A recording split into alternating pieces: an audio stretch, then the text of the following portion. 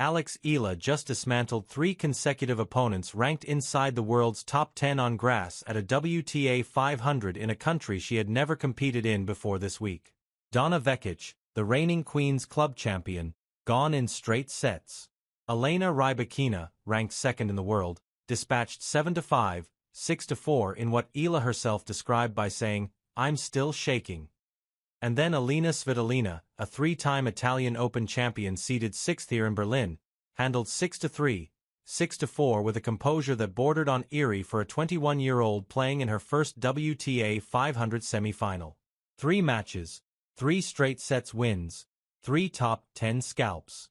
That sequence alone would make for one of the stories of the 2026 grass season. But now she walks into a semi-final against Linda Nosková, the woman who beat her 6-2, 6-0 at Indian Wells barely 3 months ago, and the entire texture of this Berlin run changes. This is no longer just about momentum.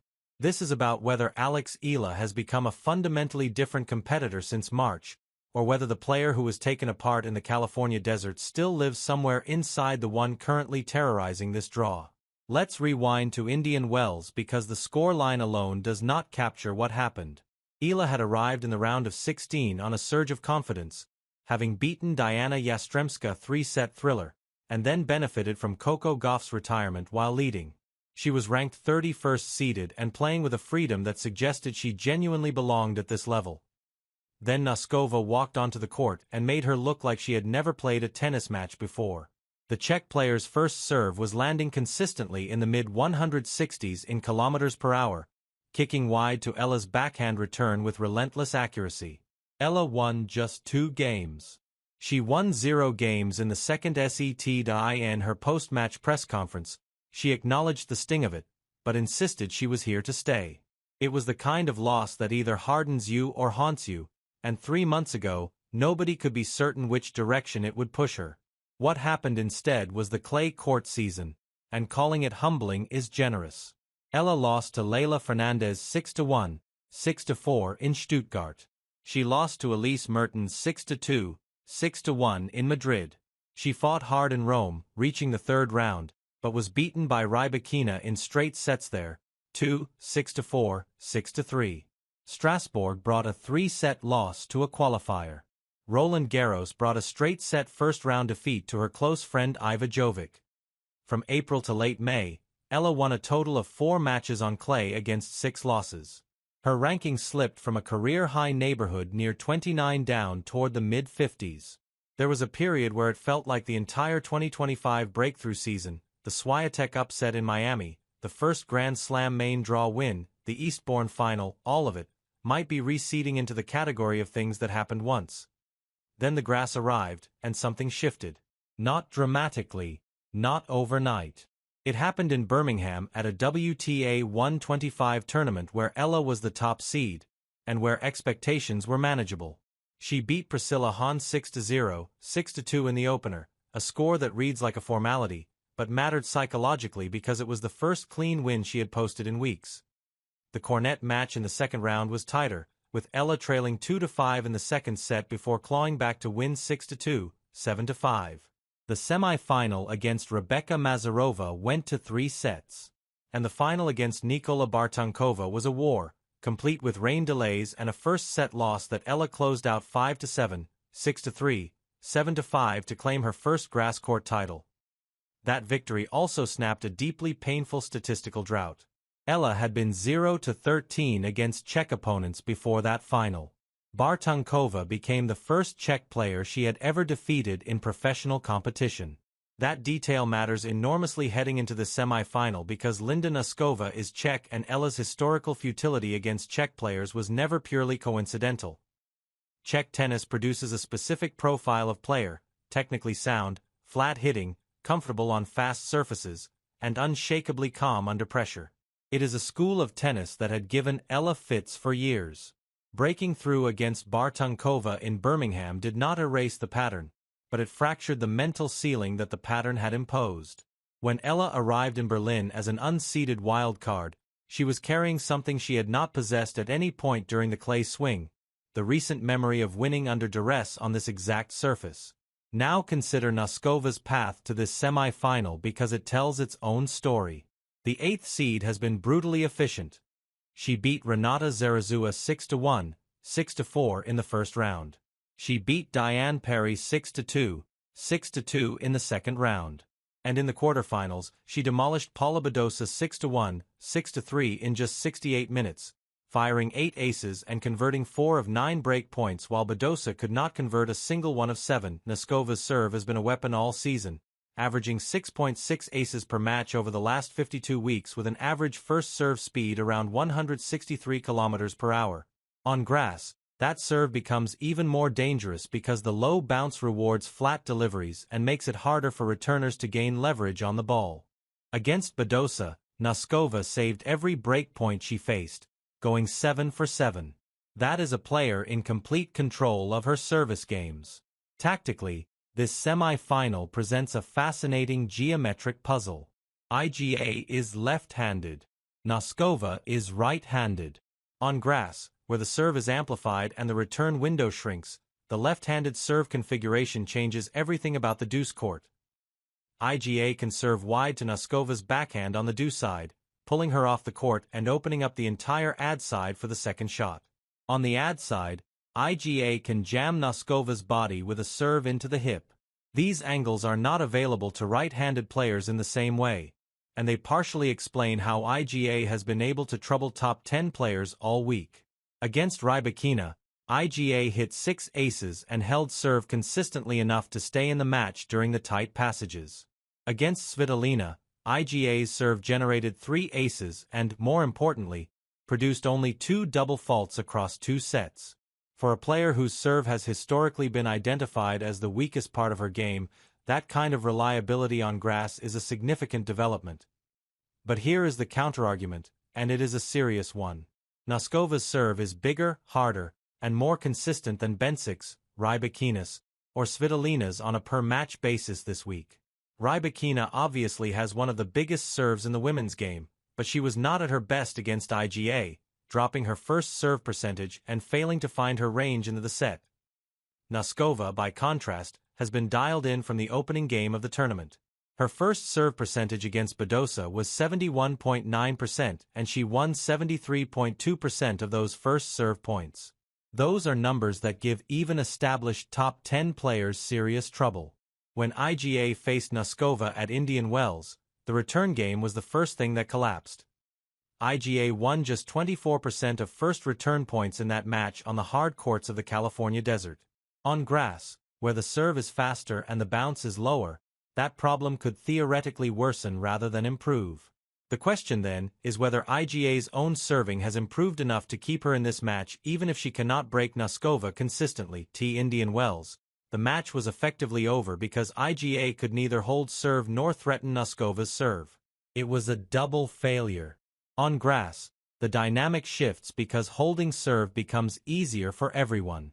If IGA can hold at a rate close to what she showed against Svitolina, where she lost only one service game in the second set and won nearly 80% of first serve points when that first delivery landed, she creates the possibility of tight sets rather than runaway ones.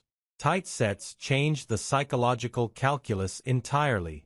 A 6-2, 6-0 loss leaves no room for belief. A tiebreak at 6-6 in the first set would put IGA in territory she already navigated this week against Vekic, where she trailed before finding her range in the back half of the set. There is another dimension to this match that the numbers do not fully capture, and it involves what IGA has been doing to opponents psychologically all week. Against Rybakina, she was visibly vibrating with adrenaline after the win, telling the crowd she was still shaking. But during the match itself, she played with an aggressive clarity that unsettled the world number 2.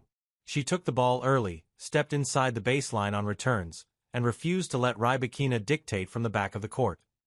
Against Svitolina, a player known for her defensive stubbornness and ability to make opponents play one more ball than they want to, Ella won 56.1% of total service points and converted 5 of 10 break-point opportunities.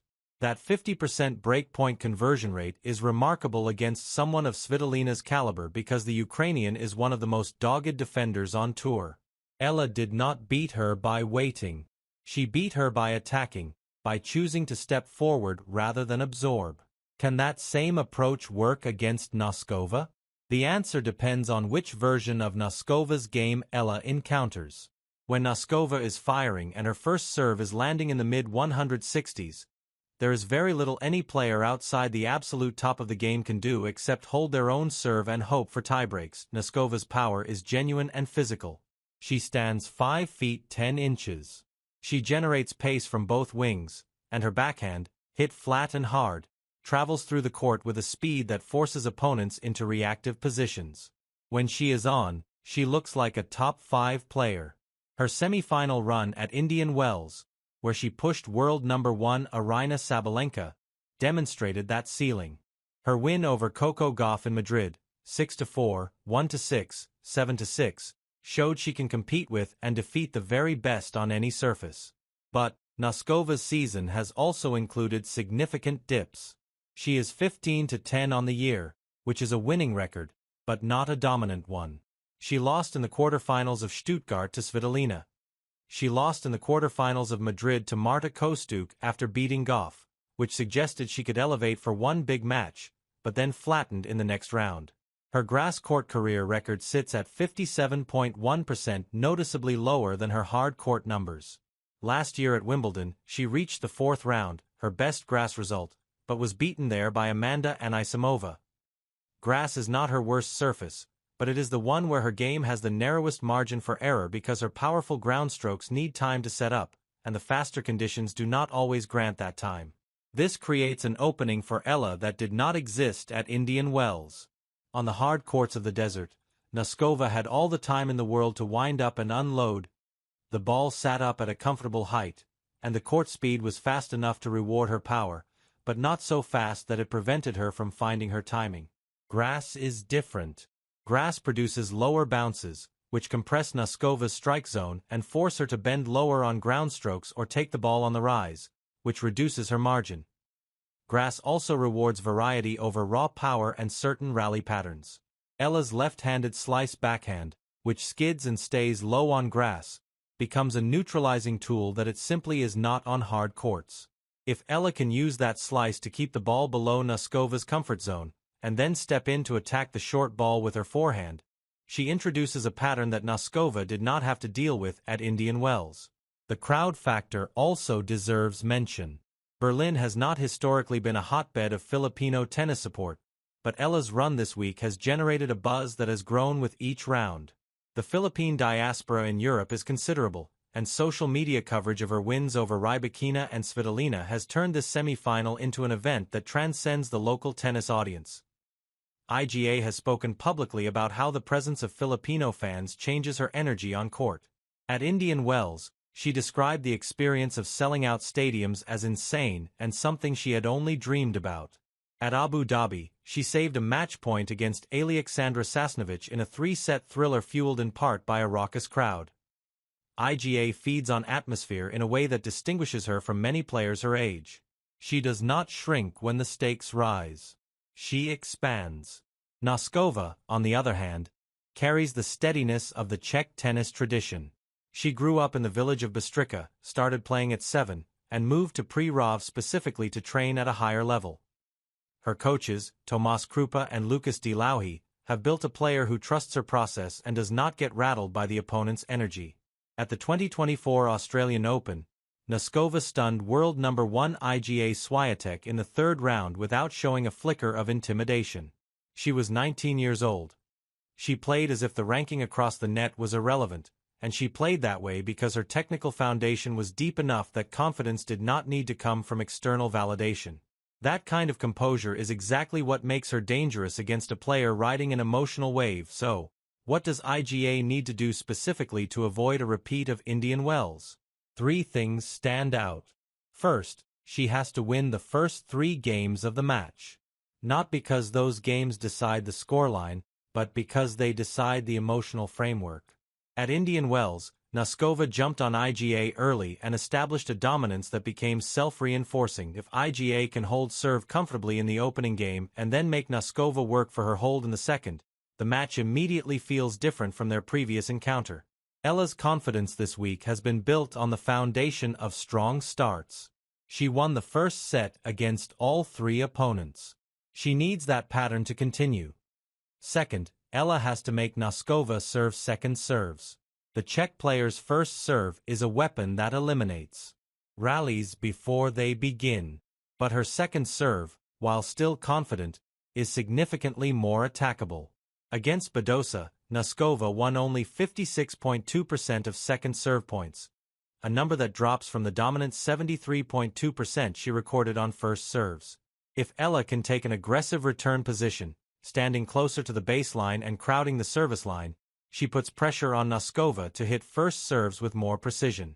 Any increase in double faults or second serve exposure shifts the balance of the match. Third, and this is perhaps the most important tactical point, Eala must avoid playing from behind the baseline. Indian Wells, she was pushed back by Noskova's depth and pace, and found herself hitting from positions 2 or 3 meters behind the line. On grass, that position is death. The ball is already low and fast, and adding distance only makes the geometry worse. Eala's best tennis this week has come when she stands on or inside the baseline, takes the ball early, and redirects it with her natural timing. That timing, the ability to use an opponent's pace against them, is Eala's most dangerous attribute. It is the quality that allowed her to trouble Rybakina and control Svitolina. Against Noskova, it is the quality that will determine whether this is a competitive semi-final or a one-sided correction. This is the biggest match of Alex Eala's career. That is not an exaggeration. A WTA 500 semi-final on grass, 2 weeks before Wimbledon against a top 15 opponent who has already beaten her emphatically once this season. The Birmingham title was meaningful, but it was a WTA 125. The wins over Rybakina and Svitolina were seismic, but they were individual results. This semi-final is the culmination of all of it, the proving ground where the entire grass court surge either crystallizes into a new competitive identity or reveals itself as a brilliant but isolated hot streak. For Noskova, the stakes are high, too. She is chasing her career-best result on grass, having equaled it by reaching the stage. A final appearance in Berlin would announce her as a genuine threat at Wimbledon, not just a hard-court specialist who tolerates grass. Both players need this match for reasons that go beyond the ranking points and prize money. Both players will walk onto that Berlin grass carrying the weight of what this result means for the months ahead. The scoreline at Indian Wells says Noskova wins this match easily. The evidence from this week in Berlin says IGA has become someone the Indian Wells scoreline cannot predict. Both of those statements are true, and they cannot both be right at the same time. That contradiction is what makes this semi-final worth every second of your attention.